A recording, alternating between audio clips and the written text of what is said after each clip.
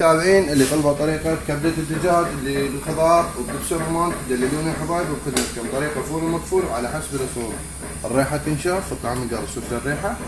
واحد على واحد. هذه اللي ما تضبط عندها الكبدة اللي بيها زفرة، هاي طريقة تفيدك كبيرة شغلة مفولة أو تفيدكم كلكم انتم. واحد على واحد. قبل ما نبلش بالطريقة صلوا على محمد وآل محمد، خلوني رايك المتابعة.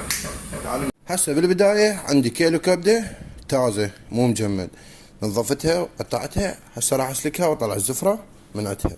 تابع الخطوات. هسه جدرية خلينا بيها نص ماي ننزل الكبدة والحواصل.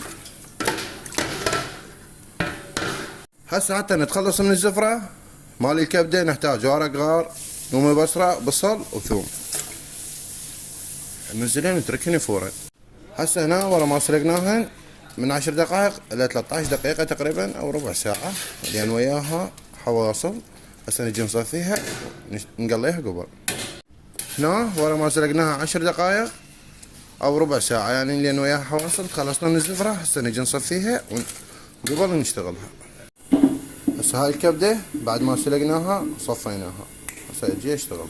هسه طاوة كبيرة حمت عندي انزل بيها شوية زيت. هسه حمت زيت عندي انزل كبدة. هسه الكبدة اخذت عندي هذا اللون، انزل عليها فلفل وبصل وطماطم. هسه اجي اقلبها. هسه للبهارات فلفل اسود، بهارات دجاج، حبة حلوة، ثوم مطحون، بصل مطحون وكركم. هسه نجي نحمي.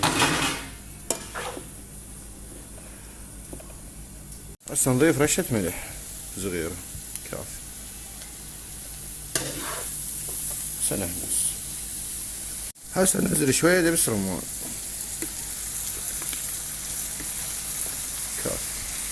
هسه نصص النار عليها او نقلل النار عليها ونتركها على راحتها.